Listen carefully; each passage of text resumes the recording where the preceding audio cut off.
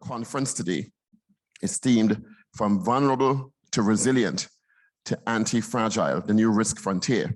Caribbean and international risk practitioners, decision makers, and thought leaders will share insights and explore the way forward with a view to enhancing governance, innovation, and agility, becoming embedded at Caribbean institutions. And if we haven't realized the importance of risk management after having lived through and still living through a pandemic, followed directly by a Russia-Ukraine war that's disrupted supply chains around the world, then we probably will never get it. I think this conference is more profound now than ever before, given what we're feeling in terms of the reverberations of what's happened around the world impacting us right here in Trinidad and Tobago.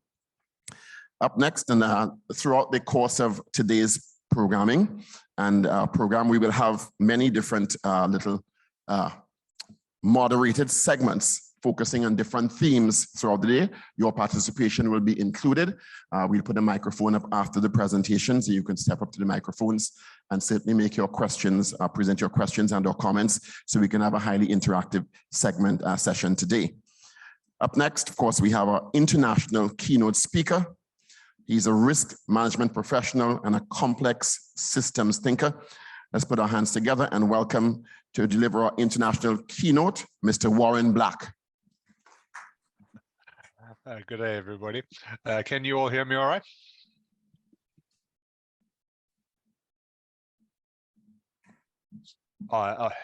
Are you able to hear me?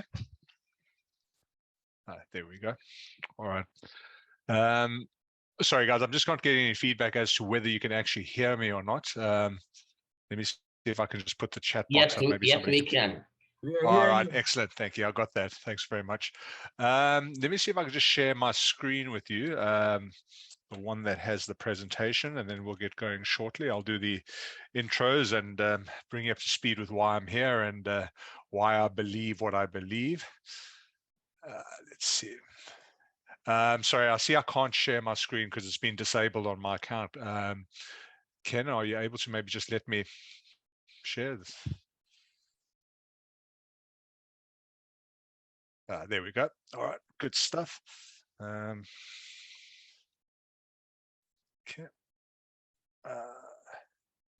There we go. All right, let me see if I can put this on to presentation mode. Sorry, just working out all the technical differences here. Sorry, I've got two screens in front of me. So the problem I have is that as soon as I put it on to presentation mode, it goes to the other screen for some reason. I want to see if I can actually just swap these around. There we go. All righty. We should now be in presentation mode and ready to go. All right. So thank you very much for that introduction. Thank you very much for having me. Just as by way of understanding who I am and what my particular area of interest is, I'm actually a risk engineer by trade. I work in large infrastructure and project environments. And I've been in risk probably for about 20 years of my life, mostly risk engineering, but I worked for a while in strategic risk as well and advising organizations on how to build and risk management plans and risk strategies and that kind of thing. About 7 years ago now, as part of my normal infrastructure work, I started noticing that a lot of the large systems infrastructure that we're working, large medical projects and such that we're working on, we're starting to experience very complex, very dynamic types of risk, which conventional forms of risk management, conventional standards seem to be struggling with. So I started working with the Queensland University of Technology's engineering faculty on how could we possibly bring some complex systems theory, some systems thinking into the risk management discipline. And we started bouncing a couple of ideas around, and eventually it actually turned into a 7-year research program for my PhD, which I completed this year. And I'm hoping to get awarded my PhD by the end of this year. But while I was doing that research, I started developing a bit of a blog, interviewing people, talking to people in industry, and I started publishing some of my findings and talking about them on my blog. And not that I was actually trying, but I gathered a bit of a following, and one thing led to another, and some people liked some of my insights, and I won an award, as you said, as risk Advisor of the Year for some of the work I've done in resilience theory, using systems thinking to build resilience theory. And I just sort of built up a fellowship, and people would start reaching out to me and talking to me about they were experiencing very similar challenges to what I was experiencing, and they were kind of liking the ideas that were coming up. And I promise you, I don't go around trying to market myself. I don't approach conferences and ask people to talk, but I probably speak at about 4 or 5 conferences a year because people reach out to me and ask me. I think I've hit a bit of a sweet spot, and a lot of the things that I've started publishing and talking about, people are actually sort of resonating with, and I'm not getting a lot of pressure to write a book about this and so on and so on. So that's who I am. But long story short, I'm a risk professional like everybody. I'm just trying to make it through the world and understand how we can use risk management better to succeed in a world that's getting very complex and very dynamic. So in terms of just a bit of an intro to my presentation, before I get into some of the mechanics, I want to talk about the world that we live in right now. I just want to set the scene so we can think about the kind of world we're living in, because that will give us a bit of an idea about why some of our conventional thinking has to change. So this comes from a book published by the World Economic Forum called the Fourth Industrial Revolution. Some of you may have read it. And one of the opening lines is the telephone, which was invented in 1876, took almost 70 years to attract 100 million users or customers. Facebook achieved that many users in 5 years, Candy Crush in only 3, and TikTok in less than 1. Now, what that basically means is that we are now living in a world whereby an organization's biggest competitor a year from now could be one that doesn't even exist. This is the power of the Fourth Industrial Revolution. We're living in a world that is highly dynamic, highly innovative, highly entrepreneurial, highly disruptive. Now, I'm assuming everybody knows about the Fourth Industrial Revolution. There's been a lot of talk about it if you're in the risk world, but just to bring everybody up to speed, and in case anybody hasn't heard about it, what the Fourth Industrial Revolution is it's a recognition that our world is changing. It's changing to a fourth version of our industrial working world. Now, the first version of that working world started roughly in the late 1700s at the beginning of the steam revolution. We learned to harness the power of steam. We built factories, we built steamships, steam plants, and we saw the early mechanization. We saw the first production lines, and we saw the first signs of globalization. And steam completely revolutionized the world over a period of about 150 years. All of a sudden, you could get from one side of Europe to the other in a matter of weeks, where before it had taken months to years. You could now get from Europe to the Americas or to Asia in a matter of weeks, where before it had taken months to years. And all of a sudden, we could create the most magnificent things through the power of steam. 1 million widgets in a single factory, all looking identical to each other. We'd never, ever lived in a world like that. So our thinking, our manner of working all started to change. We all of a sudden started to see the first 9 to 5 type jobs. People would get up every morning and go to a job in a factory, which we'd never ever seen in human history before. But then around about the early 1900s, the world changed again. We learned to harness the power of electricity. And all of a sudden, we had affordable power, lighting, motors, refrigeration, assembly lines, mass production. All of a sudden, everything became much quicker and much efficient. You could take an entire factory steam power and put it into an electrical motor that was roughly the size of a suitcase. Now we had heating, we had central lighting, central refrigeration. People could work for 24/7. We had electricity in people's houses. We now saw the birth of personal appliances. And once again, the world was revolution. Our thinking changed, the way we work changed. And so yet again, we had another revolution. Then around about the late 1970s, 80s, and 90s, we saw another revolution come along, and that was the personal computer revolution. And we saw the birth of the internet, software, email, e-commerce, automation, Microsoft Windows. All of these things were highly disruptive and highly innovative for their time. Most of us can probably still remember what their career was like before we had a laptop and a smartphone, and how we would be fixed to our desk and we couldn't work from home, and there just wasn't that efficiency of getting around. So personal computers radically changed our world once again. Once again, it changed how we thought, how we interacted, and how we behaved. Then roughly about 2016, the World Economic Forum declared that we were entering into the fourth industrial revolution. This is the cyber revolution, or as some people call it, the technology revolution or the digital revolution. This is the birth and mass application of smart technologies, big data, information sharing, intelligent systems, autonomous machines. Yet again, we're moving into a period where our world will change radically, the way we think, the way we operate, the way we behave. And the thing about this revolution is that it has the potential to be the first of these revolutions that not only change our behaviors, but change who we are as human beings. There is a very, very real possibility, and it's almost expected, that machines will start ruling us. They will start giving us work instructions. They will take care of it. We may even integrate with machines where you'll start seeing humans having bionic legs, bionic arms, that kind of thing. It's already happening in some limited applications. So there's no reason why this time in 50 years, there could be people walking down the street that are half human, half robot. This is where we believe the world is going. So the cyber revolution has so much potential that it could either make or break us. And it's the one we have to be most careful about if we don't govern it appropriately. Now, the thing about the cyber revolution is that it actually has two primary characteristics. The first one is that it has absolute global connectivity. For the first time in human history, everybody is connected through trade, travel, and technology. I mean, the fact that I am giving a conference from Australia to the Caribbean just shows how small the world has become. The coronavirus showed just how quickly something can spread across the world, because it now takes a matter of hours to just circumnavigate the world in an airplane, and millions of people are doing it every single day. So for the first time in human history, we are absolutely connected. Everybody is connected to everybody else. The second part of the fourth industrial revolution is this concept of perpetual disruption. Continually emerging technologies, product trends, consumer behaviors, societal shifts, and influencing phenomena. Our world is going to be more disruptive than it's ever been before. Things are going to change at a quicker pace than we've ever become useful. What works today will be obsolete tomorrow. And these are the two concepts we've got to start planning into our lives and into our management practices. Everything's going to be complex. Everything's going to be disruptive.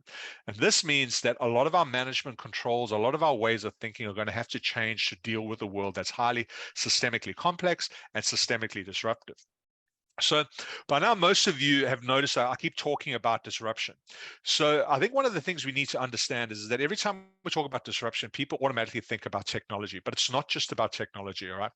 All these pictures that you see in front of you, every one of these pictures has either disrupted us in the last couple of years or is currently disrupting us as we go. They are incredibly powerful driving forces. They're changing our politics. They're changing the way we interact with other humans. They're changing the way we think. They're changing the societal rules of what we accept as normal and not normal. And all of this is part of the fourth industrial revolution. So please don't ever fall into the trap of thinking that the fourth industrial revolution is just a technology revolution. It's changing with the way we humans behave. So this whole concept of disruption is all around us. And one of the big questions then becomes is, well, what is the natural risk management antidote to a world of perpetual disruption? And hopefully by now we've worked it out, because it's the theme of the conference. It's resilience.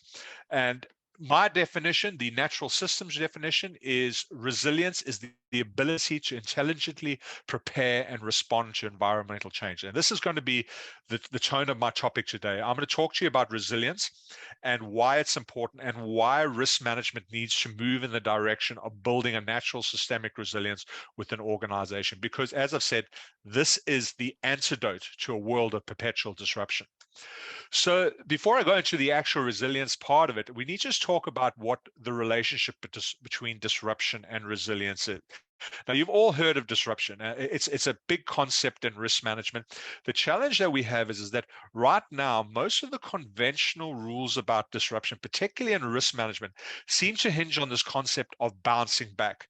If you read any of the risk literature or the resilience literature that's related to risk management, it's almost always about disaster recovery or business continuity planning. And the words that they tend to use is recovery, normalization, getting back to baseline, getting back to business as usual. So it's always this bouncing back phenomena. During the COVID pandemic, everybody was talking about we need to bounce back to business as usual as quickly as possible. The problem with this particular view of disruption is it implies that you have to get disrupted first. I mean, the only way you can bounce back is if you get disrupted. So surely part of resilience is avoiding disruption. And this is a lot of what is missing in the conventional view of disruption management and resilience, is that everything that we read in the risk management world seems to be about we can only be resilient by proving that we can bounce back. Interestingly enough, the complex systems view, the natural systems view of disruption, is actually more about bouncing forward. If you read any of the ecosystem literature or what makes a natural ecosystem resilient, you'll see them using words like agility, adaptation, evolution, metamorphosis, responsiveness, awareness, alertness. In the natural systems world, disruption is actually not about bouncing back. It's about bouncing forward to a better, stronger state. So one of the problems that I personally have with the bouncing back version of disruption is that why would you want to bounce back to a pre-existing state of vulnerability?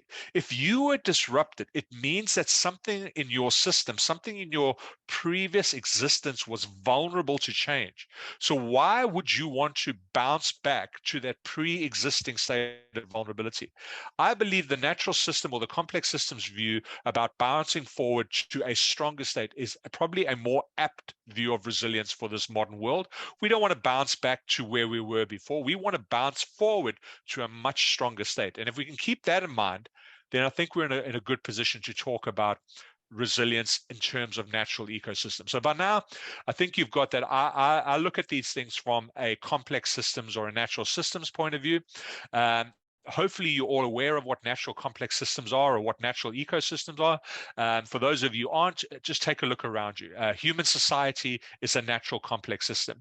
The Amazon jungle, a coral reef, the Serengeti, the plains of the Serengeti, any biological eco chain is a natural complex system. It's a self-contained system of numerous contributing parts that are interacting and collaborating with each other for a common purpose, right? And the reason that natural ecosystems are so important for modern day resilience is think about how they are still existing in the year 2022. In order for them to be here today, they must have endured billions of years of planet shaping disruptive phenomena in the form of asteroid strikes, tectonic shifts, global freezing, global warming, floods, droughts, earthquakes, volcanoes, pandemics, you name it. They've been through it all and they're still standing, they're still operating. So clearly natural ecosystems or natural complex systems are highly resilient entities.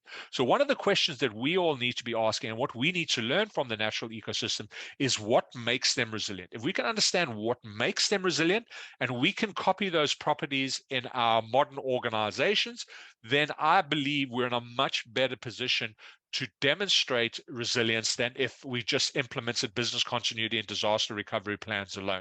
So this is what I want to talk about. I want to talk about the resilience of natural ecosystems. And if you can understand this, then I'm quite happy. I think you could walk away with a much better understanding of what we should be trying to emulate in terms of resilience in modern organization. So unfortunately, I just do not have the time to go through how I came to what I'm about to show you. You're just going to have to trust me that there was a lot of research and empirical testing to come up with this. But ultimately, if you had to narrow down what are the primary characteristics of a natural complex system in terms of resilience, it comes down to four things. And this is what I'm going to share with you. So the first characteristic of a truly resilient natural system is the ability to remain acutely aware. It's the ability to recognize the emerging signals of potential environmental changes. So almost all ecosystems have a particular form of resilience that they hone on. Some natural ecosystems, in fact, quite a surprisingly high amount, actually make awareness their primary characteristic for driving resilience. And to give an example, I'd like to have you to have a look at the meerkats. Sorry, apologies. I'm sure you've all seen those National Geographic videos of meerkats sitting on a mound, scanning the horizon. Now, meerkats are phenomenally interesting ecosystems in terms of using awareness to build a resilient society.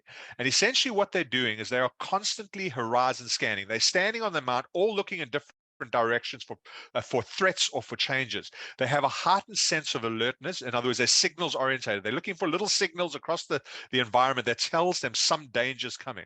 They're incredibly timid to unfamiliarity, and they're sensitive to variance. But perhaps their most interesting characteristic is that they don't operate alone. What they actually do is they share information in real time through collaborative neural networks. So imagine a mass scale radar. Where meerkats actually live, there's not just one nest or one mound. There's normally tens of them, possibly even hundreds of them. So imagine a massive Serengeti plain with hundreds of meerkat mounds, and in each mound there's like 6, 7, 8 meerkats standing up, scanning the environment. They're all scanning the environment, and as soon as one of them picks it up, in real time, they share that information with all the other meerkats and all the other mounds. So they build this incredibly aware hyper radar that scans everything in their local area and become incredibly sensitive to variances, and they share that information in almost real time. All right, and that is how they built their resilience: an acutely high sense of awareness, the ability to see the signals, to notice emerging phenomena earlier than anybody else. And this is an incredibly powerful concept when it comes to resilience, and I'm going to give you an example why in the corporate world. So most of you probably will remember the brand Encyclopedia Britannica. They still exist today, but up until about 1993, they were the world's leader of reference book sets for more than 200 years. They were the choice reference book set for kings, major organizations. If you owned a set of Britannica encyclopedia, you were an incredibly privileged high-class person. So for those of you who don't know what an encyclopedia is, because you're too young, before we had the internet, we had encyclopedias. They were these big 30-volume book sets that went from, A to Z. And if you wanted to look up anything, you had to go into the book and look up the particular word or the particular concept. And there was normally a paragraph with some pictures written about it. This is how we did our research before they invented the internet. So encyclopedias were incredibly popular up until the birth of the internet. Roughly mid-90s, Microsoft then went to Britannica, because Britannica was the encyclopedia brand, the world-renowned knowledge brand in the world. And Microsoft went to them and said, look, we want to take your encyclopedias and put them on a website, or even put them on a CD-ROM and sell them as digital media. And they pitched this whole magnificent thing about how Britannica could go online, and Microsoft would back them and the whole lot. And the Britannica board turned them down. And that was the most fatal mistake they ever made. Their argument is that for 200 years, they had sold beautifully bound, lovely feeling leather book sets. And that's what people want to own. Problem was, these book sets were 30 a set, were incredibly bulky. They cost like $1,500. And, within a matter of weeks, they were obsolete because the news had moved on. So Microsoft said, okay, thank you, walked away and went to a lesser-known company called Encarta in North America. Within 2 years, Encarta was the world's leading encyclopedia, and it was all on CD-ROMs. And every time you bought a Microsoft product, you basically got one of these CD-ROMs for free, and they had a website. Within 3 years from being made the offer by Microsoft, Britannica had to file for bankruptcy. So Britannica's fatal flaw is they failed to recognize the gaining popularity of electronic media, the internet, and search engines. They believed that people wanted to buy book sets because of the prestige factor, and people love book. And they failed to see the emerging signals in the market that people were moving towards electronic media, and the internet was starting to rise, and things like search engines would be the future. Of course, we now all have our library based in Wikipedia or on Google search now. So nobody has reference book sets anymore. So this is the importance of awareness and alertness when it comes to resilience, the ability to see emerging changes in the market and actually recognize and acknowledge it. That is an incredibly powerful characteristic if you're going to build resilience within an organization. So the second characteristic that we find in natural systems that help them build up their resilience is what I call readiness. And this is the ability to prepare for pending changes by minimizing vulnerabilities and maximizing opportunity.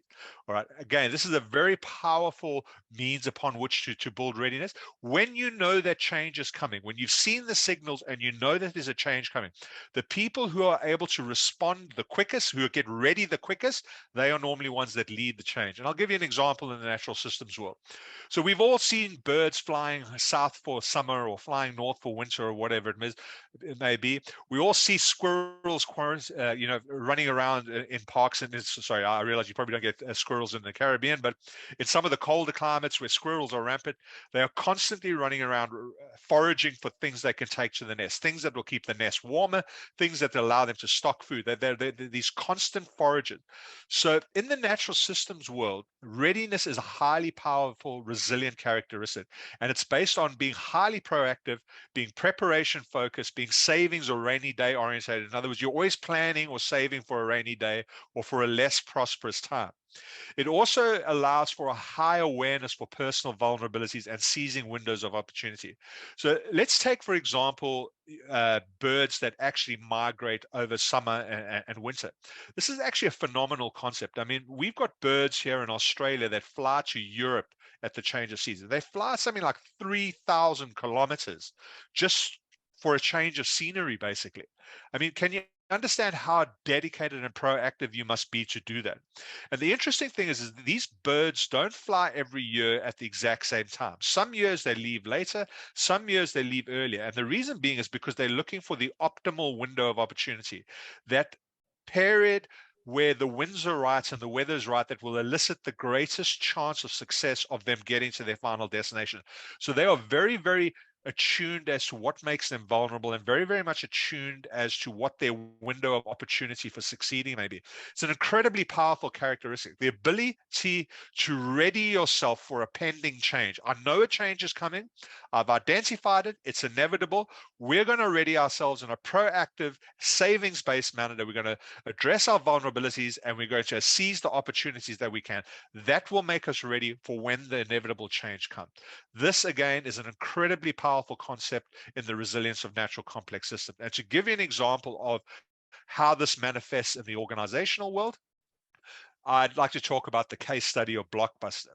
So most of you have probably heard of the brand. I'm not sure if it ever got to the Caribbean in the same volumes as it did in Europe, Asia, and America. But Blockbuster was a video cassette rental store. And then eventually they went to DVDs and that kind of thing.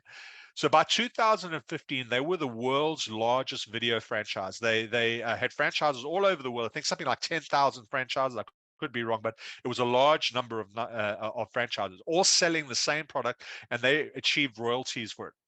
Round about the late 2010, they started to notice the rise of streaming platforms, Netflix and that kind of thing, as well as you could download videos of other platforms and that kind of thing. But they didn't do anything about it. They kind of let it happen. And by 2020, they'd lost so many franchises that the last franchise actually had to close. And I'll talk about why that happened shortly. But that's one example. This is an organization that saw the change coming, but did not so they did not ready themselves for that pending change. And as a result, they went bankrupt. A similar example is Kodak. They were founded in 1890, so it's a long organization. They have a long, credible history. Interestingly enough, they developed the first digital camera in 1975, but for whatever reason, they chose not to actually pursue digital. They chose to double down on photographic film. And by 2000, they were the world's largest manufacturer of photographic film manufacturing. But of course, digital media took off and digital cameras took off. And before you knew it, everybody had a camera in their phones. And the end result, by 2012, Kodak filed for bankruptcy. So here's another organization that was able to see the pending changes coming, digital media, and just didn't readiness for themselves for it. So why is that? Well, it turns out there were two different strategies that helped them fail. In the case of Blockbuster, they failed to address their primary vulnerability, which for a while was actually their primary strength. They had 10,000 franchises all around the world paying them royalties. That's what made them strong. But when they saw the video streaming revolution coming, there was nothing they could do with those franchises. They didn't own the franchises. In most cases, they were owned by mom and pop stores. They had very little control over the actual franchise itself, so they couldn't tell them to convert or move into something or, whatever, start selling, hamburgers or whatever. They had no control over their franchise. So they just basically had to ride the wave out. They had to just one by one, watch every one of those franchises shut down and just not open any new franchise. So they failed to address their primary vulnerability, which was the fact that they were franchise dependent and had no control of their franchise. And that's how they actually ended their run. In the case of Kodak, they failed to maximize their primary opportunity. They invented digital media. They should have been the market leaders. They should have ridden this wave, and they should have been the biggest manufacturer of digital cameras and digital print technology in the world, but they didn't. For whatever reason, they failed to maximize their opportunity, and they doubled down on print film. And that was the end. Eventually, that became obsolete. It's now a bit of a niche product, and they still kind of are making sales in that space, but nowhere near where they were before. But the reality is, Kodak is not the brand that everybody remembers. In the 80s, the 90s, Kodak was the brand when it came to cameras and picture developing. Today, kids of today have never probably even heard of this brand. All right. So in both cases, these two organizations, they saw the pending change. They knew the change was coming. They failed to get ready for it. And that's what killed them. So readiness, as I said, is an incredibly powerful resilience characteristic if you get it right. So there you have your first two, which falls into the banner of preparedness. Now we're going to move into the third one. And the third one is responsiveness. So awareness is about spotting that change is coming. Readiness is about getting ready for the change. Responsiveness is the ability to react positively to the unfolding environmental change. And if we go to the natural system world, very good examples of that will be things like chameleons and octopus with that change color. All right, these are animals that have built-in characteristics where they are incredibly timid to environmental changes. They are highly reactive, and they are inherently ready for change or crisis, and they tend to stay ahead of the change wave. I saw a demonstration once at one of the SeaWorld parks where there was a particular brand of octopus. They could take it out of a tank. They had like 5 or 6 tanks in a row, all with a different colors, and even the one tank was a little bit multi-shaded. And they took the octopus out and just put it in the tank, and almost immediately it would change color to the relevant color of that tank. That is a highly responsive, highly reactive animal. As soon as it sees change, without even thinking, it just responds like that. And some chameleons are that responsive. Interestingly enough, some chameleons are not actually that responsive. Not all chameleons change color for that matter. But if you take the chameleons that are highly responsive, if you take the octopus that are highly responsive, those are the resilience characteristics that they have built into their natural being, which have allowed them to survive over millennia. The ability to change almost immediately in response to changes in their natural environment. And to give an example of where this works in the organizational world, one of the most famous case studies of crisis response or immediate responses is the 1982 Tylenol crisis. So for those of you who haven't heard of it, Tylenol for decades now was the world's leader in aspirin type and headache type pills and medicines. The entire branding was, if you've got a headache, you're not feeling well, take a Tylenol. They were pretty much the market leader of headache pills, and they had a huge brand. They had a huge customer base and a revenue base. Then somebody started sabotaging, and more specifically, what they did was they put cyanide in the capsules in supermarkets. So somebody would go buy a pack of Tylenol that had been tampered with, go home, take the pill, and die. And this was an incredibly tragic event, and it took the FBI actually a while to work it out. It happened over a period of weeks. It didn't happen altogether. And eventually, the FBI worked out that someone was sabotaging the Tylenol headache pill. They went to the Tylenol company and they told Tylenol, this is what's happening. Somebody is sabotaging you and putting cyanide pills in. Now, keep in mind, by now, nobody knew about it. The market, the customers didn't know that was happening. Now, Tylenol could have gone in 101 different directions. They could have argued it, said, well, there's no proof it's us. They could have started fighting with the retailers and saying they're not securing our product. They did none of that. What they did was actually one of the most impressive case studies of crisis response. The first thing they did was they immediately took off 30 million tablets from the shelves. They didn't argue it. They didn't look at any other strategy. They just made an announcement to all their retailers, say, take the pills off the shelf. 30 million tablets within a period of about a week or two got taken off the shelf. Now, all of a sudden, there's not a single Tylenol sitting on any shelf anywhere. So imagine the amount of revenue Tylenol is now losing.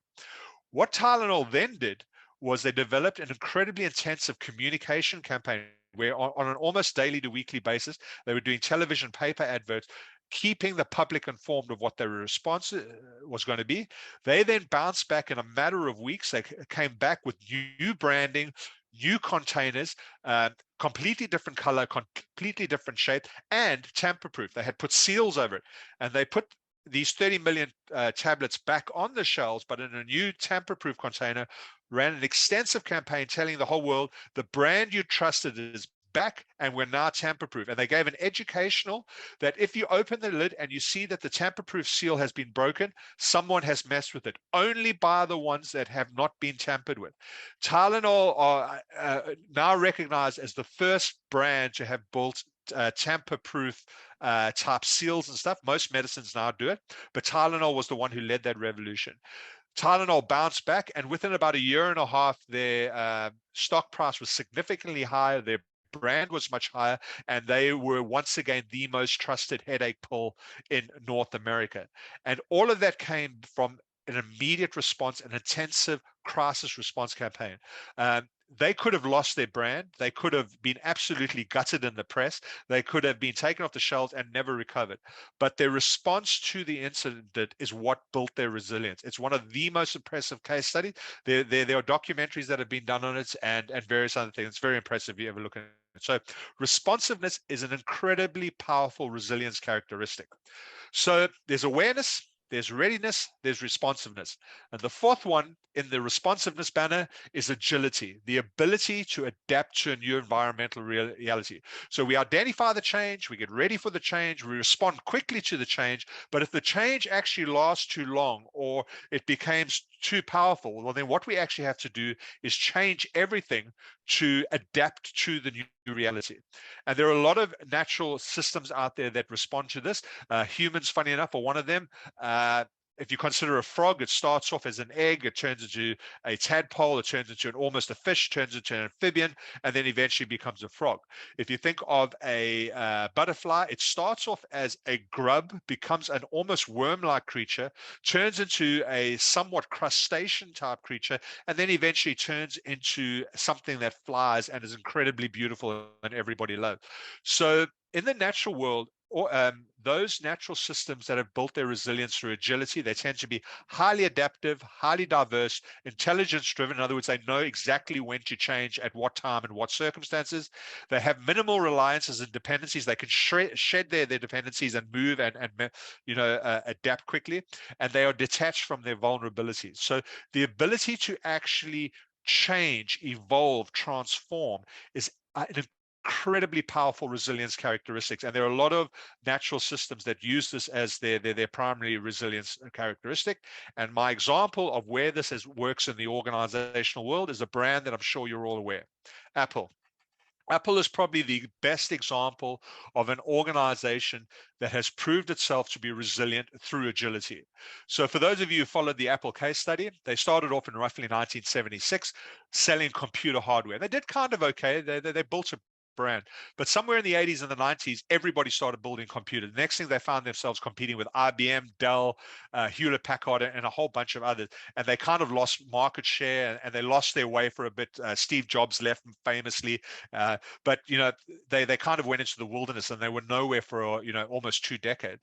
But then they seemed to pull their act together and they transformed and they came back under a new brand, and now they started focusing on personal devices. You saw the birth of the iPod, and then the iPad, and then various other things, and then there was the Apple Watch, and all these devices were magnificent. They were cool, they were hip, and all of a sudden Apple's share price went through the roof. Now they were no longer just computers, they were now more about personal devices. By 2022, they've evolved even further. They're no longer about personal devices, they're now actually about infinite user experiences. They've got all these platforms that are integrated, from Apple TV to music to there's pretty much so many businesses that online, their app stores, the whole lot, that are generating revenue from Apple, that they are not even recognizable as a computer hardware company or a personal devices company. And the fantastic thing about where Apple is now is that all of those businesses that they're running are actually detachable. They can get run as separate businesses or as an integrated software. If they lost Apple TV, they would still be one of the biggest companies of the world. If they lost their app store, they would still be one of the biggest companies in the world. So they've built this incredibly diverse incredibly detachable series of platforms, and that is what has made them incredibly strong and one of the biggest brands in the world. So Apple is actually a phenomenal case study of how metamorphosis and change and evolution is actually their primary resilience factor. So just to recap, if you want to build natural systemic resilience into your body, there are 4 areas that you could focus on. Either become incredibly good at being able to spot the emerging signals of change, become incredibly good at preparing yourself, getting ready for that change, or become incredibly good at responding to the change, or at a last resort, if you've got the money and the time, you can become incredibly good at evolving with the change, just as Apple has done. Now, that is how a natural complex system builds resilience, through those 4 characteristics. But you know what? It's only a hop, skip, and a jump from natural systemic resilience to organizational resilience. All you got to do is just change the wording. All right. Resilience is very much the ability of an organization to intelligently prepare and respond to environmental changes. And all of those characteristics can very well build up natural resilience with an organization. As we've learned from the natural systems world, the idea is to either be excellent at just one of them or be good at all 4. So if you want to build resilience into your organization, if you want to become a naturally resilient organization, these are the 4 characteristics you've got to be able to emulate. You've got to have a high sense of awareness. You must be able to scan your market and your industry and notice major changes in customer behavior, changes in product use, changes in your suppliers, changes in your vendors. All of those changes are signals that something is about to happen that could disrupt you. So your ability to be aware, stay aware to changes, that's an incredibly resilient characteristic. Readiness, when you know that changes are coming, prepare, get ready for the change, minimize your vulnerabilities, maximize your opportunities. Responsiveness, when the change starts to occur, be the first to lead the change. That's how you get market competitive advantage.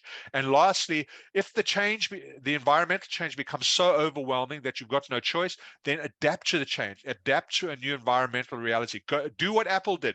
Move out of computers into personal devices, move out of personal devices into user experiences, constant metamorphosis and transformation. That is how you build resilience within an organization in the age of perpetual disruption. So that's a lot of the theory. That's, like I said, that's what came out of some of my PhD studies into this kind of thing.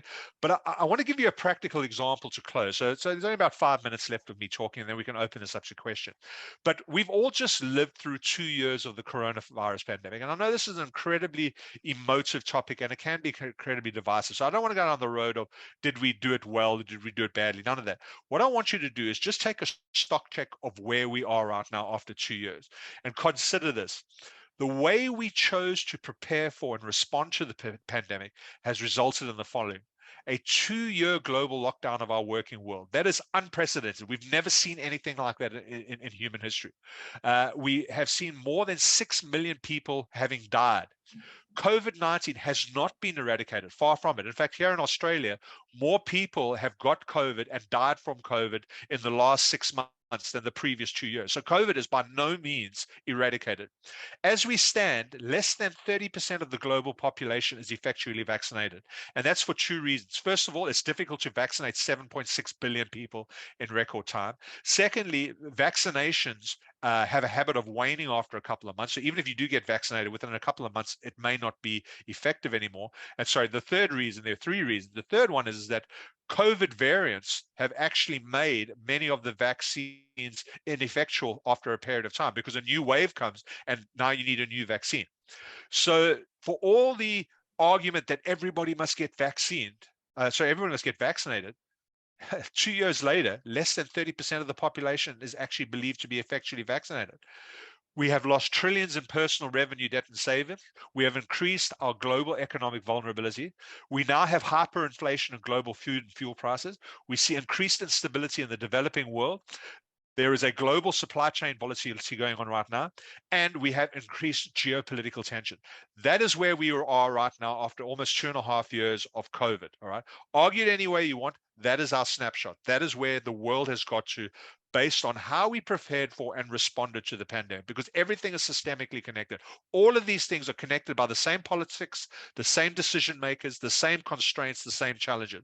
So all of this is an ecosystem of results that have come from how we have managed the last 2 years. So I want to try and propose an alternative reality.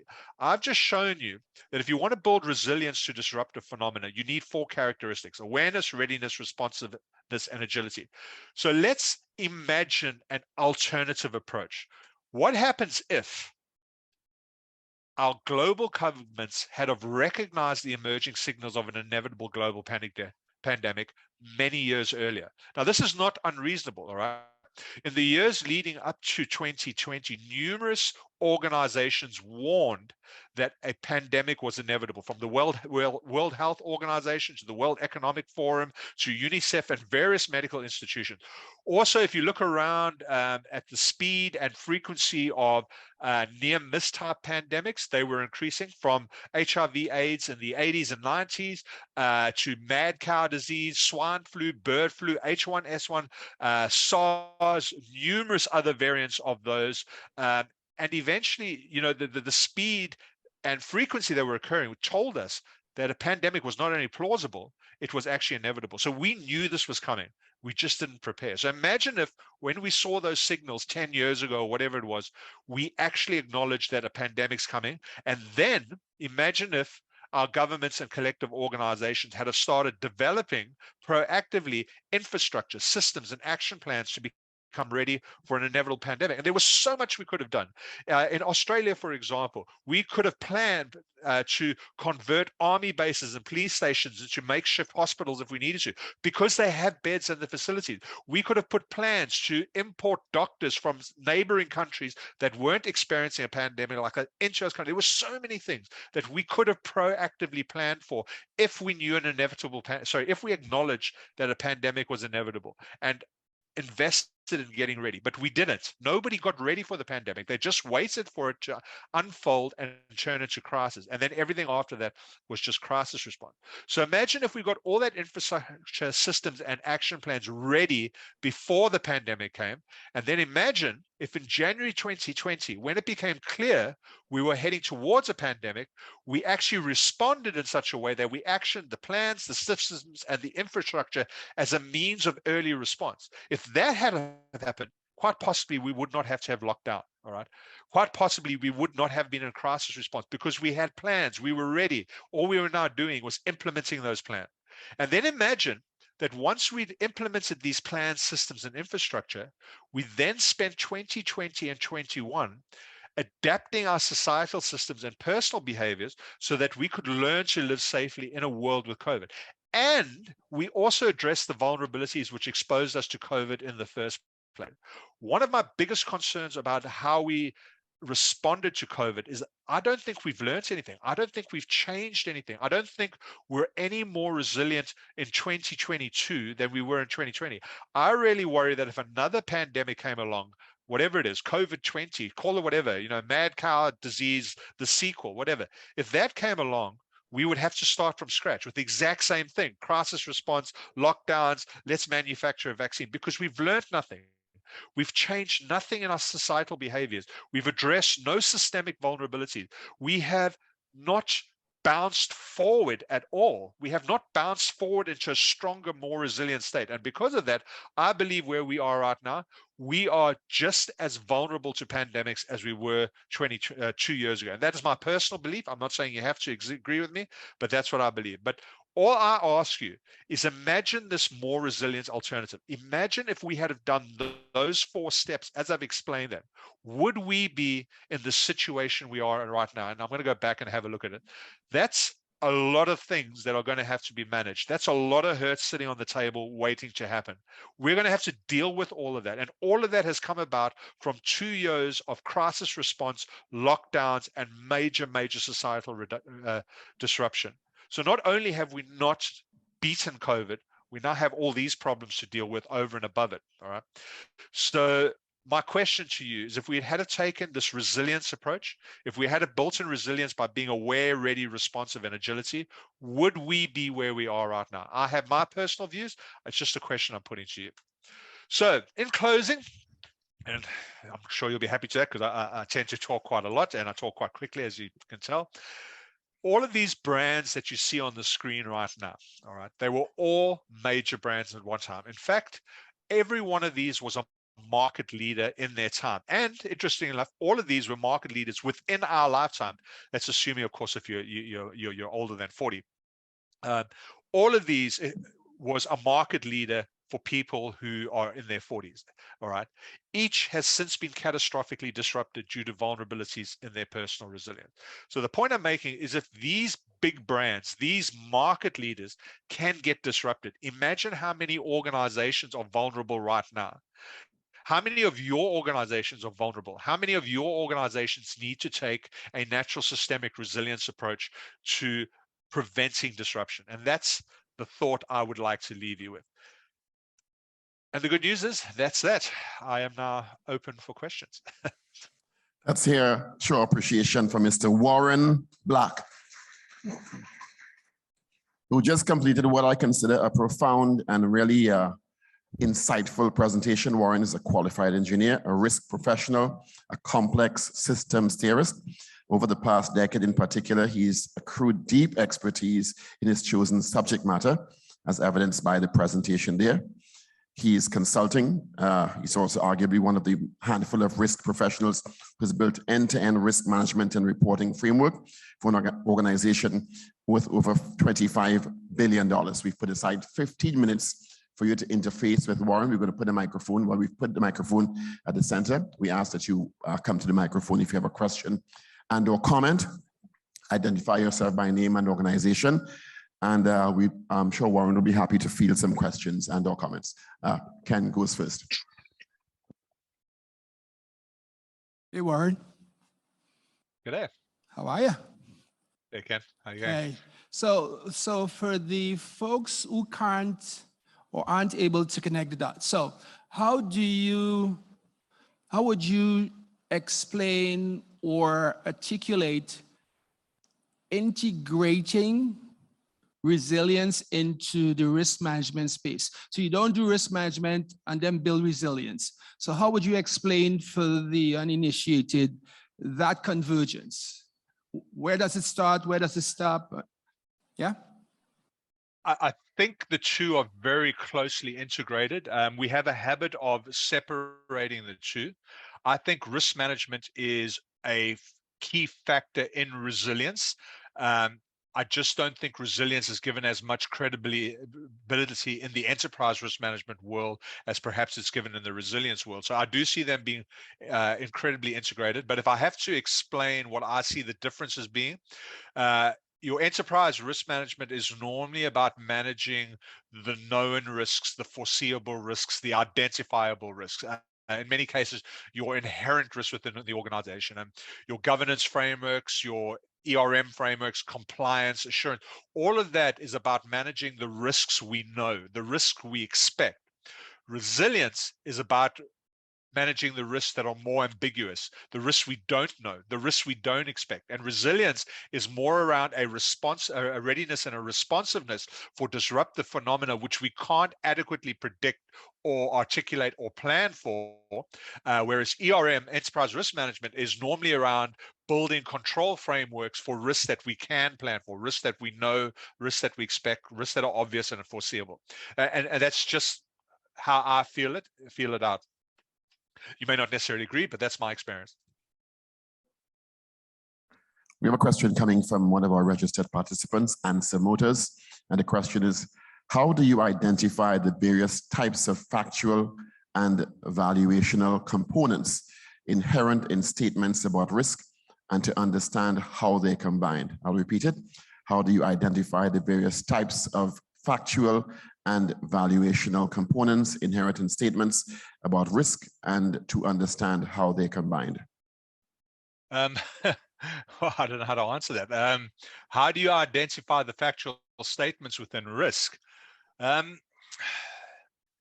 look, if I'm understanding it correctly, it's how do we observe how do we differentiate the signals from the noise? A book came out recently by Daniel Kahneman, who does a lot of work in psychological thinking around risk management. And his book focused quite often on one of the challenges that risk managers have. In fact, most managers, is we are drowned in data, we are drowned in information, and it's incredibly difficult to differentiate the material signals from that information from just the white noise that surrounds out there. So one of the big challenges that we modern risk managers have, particularly in a world that is becoming more and more systemically dependent, more and more data driven, is that we're going to get more and more white noise. And somewhere hidden in all of that white noise are going to be those little gems, those little signals, those little indicators that tell us that change is coming. I really do not have a silver bullet. I cannot say there's an absolute way to do it. It's an evolving practice, but data analytics is obviously going to be quite important. The ability to weed out non-value data from critical data. Our algorithms and our assessment metrics are getting better by the day. Probabilistic analysis, relationship diagnostics, big data, predictive analytics, all of that stuff is getting much, much better at being able to identify the signals from the noise. But I do worry that as we get more and more sophisticated in our ability to analyze data, we're going to get drowned with more and more data. So I'm probably not answering the question as nice as you like. I think it's an evolving challenge, but organizations are going to have to work particularly hard to find mechanisms where they can extract the gems, the little nuggets of information out of a huge amount of data in industry that tells us that change is coming or that a variance is coming. The problem I think we have is that, and the example I use is if you look at the World Economic Forum reports that come out every year that identify risks, there's always about 20 or 30 risks on there. And when you look at them, yeah, they're all magnificent, huge risks that, could change the world. But how do you invest in all of those? How do you prioritize or select the one that this is the one we're going to throw all our money at this year? And that's the challenge. So there was always a pending pandemic coming, but we didn't prioritize it because there was like 20 other risks out there that may or may not occur. And so there's this concept of being able to prioritize risks, get the right information, get the right intelligence, extract the right data so we can make an informed decision. I think that's an evolving thing, but I think we are getting it better at it because the data analytics and the methods that we use are getting better. All right, another question coming in. With small startups, agility is often seen as an advantage. How does a large, complex organization, which are usually filled with bureaucracy, build that agility reflex to bounce forward? Yeah, look, that is one of the challenges that we have is that compliance is a huge thing in big organizations. The bigger an organization becomes, the more dependent they become on compliance. They need, if you've only got 5 employees, you don't have to watch them all with a safety eye as such, or make sure that they're all operating safely or doing the right thing. But as soon as you've got an organization with 5,000 people, 10,000 people, you shift to compliance, that you have these very regulated standard rules that everybody must behave like that, because that's the only way you can ensure that all 5,000 to 10,000 employees remain safe, is by complying with frameworks. But as soon as you comply, you're taking away risk altogether. And a large part of entrepreneurialism, innovation, is the ability to take risks, the ability to work outside of the rules, the ability to do things new. So I think a lot of organizations are struggling with the natural tension that the more employees you have, the more dependent you become on compliance, making sure that people are operating safely. But then you don't want to lose all your innovation, all your entrepreneurial, because that doesn't allow for growth. So how do you find a natural balance where you have both innovation and entrepreneurialism, as well as structured compliance to keep people safe? And I don't have the exact answer to that. That is a natural tension. I think every organization's got to work it out for itself. If you look at Uber made its name disrupting the taxi industry, but they also built a internal culture of absolute cowboys. And before you knew it, some of the most atrocious things happened within Uber in terms of sanctioning and being complicit to sexual assault. And it wasn't because those people were naturally sexual abusers.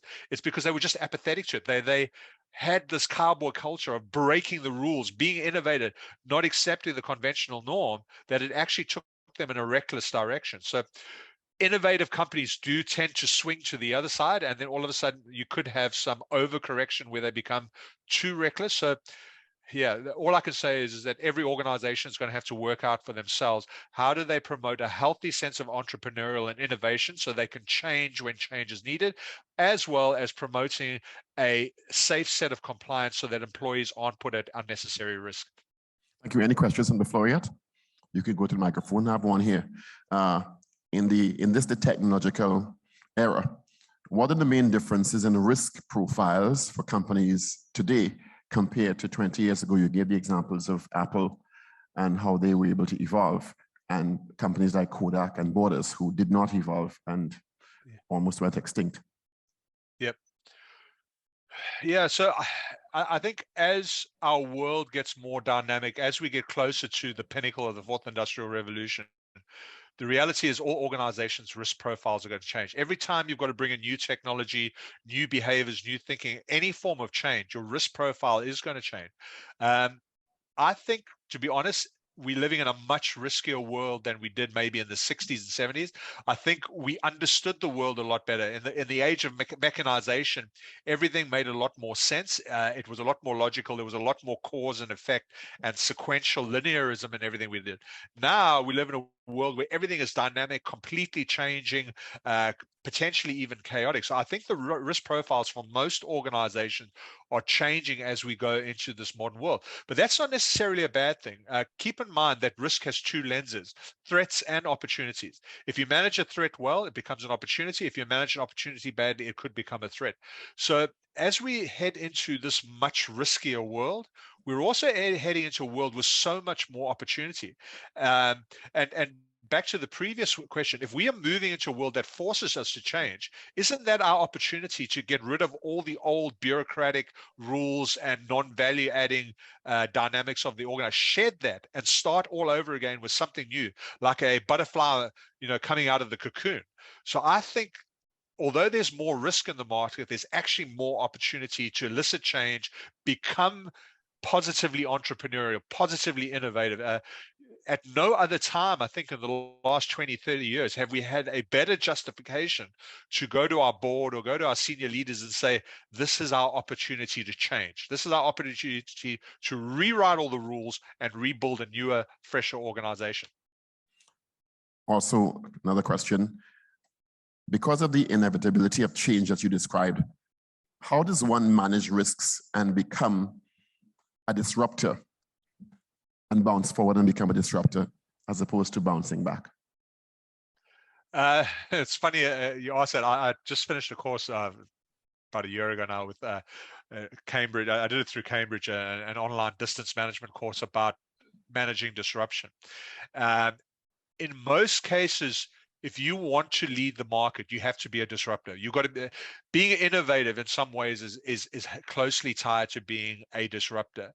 The people who disrupt the industry are normally the ones that lead. And I'm talking about positive disruption. I mean, there's also negative disruption. Take a look at Enron. Now, Enron disrupted the energy and financial sector after Enron crashed. All the rules got rewritten, and Sarbanes-Oxley came out of it. And before you knew it, you had an extra layer of bureaucracy. So disruption can be a bad thing. But in this particular case, I'm talking about positive disruption. The organizations that lead, that bring the first new product to market and demonstrate that it works and it's better, that's the organization that disrupts the industry and then leads the industry for a while until someone else disrupts them or until they come up with a new, better version. So I think organization, if they want to lead the disruption wave, they've got to start investing heavily in new thinking. They've got to start investing, and it's not necessarily new products, because most modern organizations don't necessarily have products anymore. They have services, and in some cases they have intellectual capital or they have advisory. So if you're going to disrupt your industry, come up in many cases with new thinking, new ways of doing things, and prove that it works. If you can prove to the market that your thinking or your new way is better, more efficient, more cost effective, more beneficial, that's how you disrupt the market. And I think there are a lot of people already starting to do that. And there's so many case studies now that we've seen of where companies have come and tried something completely different and then completely disrupted the industry, and the industry self-corrects and off everybody goes that way. So long story short, bring new thinking to the table, prove it works, and you will disrupt your industry. Last call for questions on the floor. Question coming up, Mr. Black, so stand by, please. Sure. Good morning, Mr. Black. Good day. Hi, Cleavon Lloyd is the name. I'm from the Trinidad and Tobago Electricity Commission. Good day.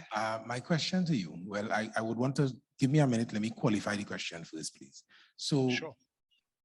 I saw your examples, and some of them I'm quite familiar with. For example, the experience of Blockbuster, Kodak, and so on. And it appears as if we have positioned these companies as having failed based on their inability to foresee emerging risks or new entrants or competitors. In a wider sense, you raise the natural ecosystems, meerkats, ability to do the horizon scanning and so on. And when I look at companies from an enterprise standpoint, if we, for example, we determine the lifespan of a company, some of the best companies, Fortune 500 companies, seen a lifespan of 40 to 50 years and now being reduced to about, I think, 21 years. As an enterprise, how would you advise an enterprise asking itself from a risk management standpoint, if we believe that we have a shortened lifespan, we are seeing emerging risks, is it that part of risk management is that a smart and strategic response is to know when to exit? So Kodak, for example, you may have seen emerging risks, and you may have, and I accept that some and maybe even all of the examples you gave were in fact failures. How do you respond if you say, if an organization says to you, I think that what we have here is working, we are looking at our resources, we are unable to adapt as agile as we think we should to survive. So exiting is the best strategy at this point in time. Thank you. Yes, thank you. I mean, that's a very interesting question. And two things come to mind. There was a book, I forget who wrote it, but I read it a while back. It says, sometimes saying no is the best strategy. Saying no, we're not going to proceed, or saying we're going to exit this, that ends up being the competitive advantage because it's more cost efficient. It requires less effort. There's no trial and error, and we don't have to spend a huge amount of money and resources entering a market only to fail. So sometimes saying no is the best strategy. So there's something definitely some value to that under the right circumstances. But if you say no, if you say we're going to exit this market, you've got to have something else to fall back onto. In the case of Blockbuster, I'm not quite sure what they fell back onto. I mean, when Blockbuster ceased, it just wasn't there anymore. It's not like they went and bought shares in Netflix. I know they tried to do a partnership with Netflix, and I don't think it really worked out. To the best of my knowledge, Blockbuster just closed down, and that company no longer exists. It's not like they actually moved into another market. If you look at BlackBerry was the handheld, whatever, 10 years ago, 15 years ago, they called it Crackberry because everybody wanted a BlackBerry. It was the most addictive phone. It was before smart technologies came out. Then the smart technologies took over, and BlackBerry actually struggled to convert. They came out with their own version of smartphones, and they tried to push in product, and they just couldn't keep up. Their phones didn't work very well. People weren't looking for a new BlackBerry. They were looking for a completely new product, and that's why they went with Apple and Samsung. So eventually BlackBerry made the decision, we're going to exit. We ruled the handheld mobile phone market for the better part of 15 years. We are going to exit the phone market. And they did. They shut down their smartphone division, and they've now gone into data analytics. So BlackBerry is probably not as prominent as they used to be, but they still exist now. They are moving into data analytics and that kind of thing. And be honest, I don't know exactly what they're doing, but it's there or thereabout. And they're starting to grow their market share over and again. So very tough decision to say we're going to exit the market that we ruled for so long. But that's how they survive. So there's definitely some benefit to saying no, to exiting, if you have something else to fall back on, if you have another direction that you could grow on and actually build your capability in. And in the BlackBerry, as I said, is a good example. In the case of Blockbuster, I don't know if they made the decision to exit so much as they had nowhere else to go. One worked, one didn't. Thank you, Mr. Black. Let's show appreciation for Warren Black. International keynote speaker all the way from Australia. Warren, thank you so much. Mr. Black, we appreciate your presentation and your fielding the questions. Thank you, everybody. Have a good day. I hope you enjoy the rest of it. All right, have a good afternoon. All right, we're going to have a 10-minute break, coffee break, and then we're going to focus on the introduction of practice leading, where our keynote speaker will be Mr. Anthony Suberu. We're going to keep it tight at 10 minutes for coffee, and then we'll come back with our next session. Thank you so much.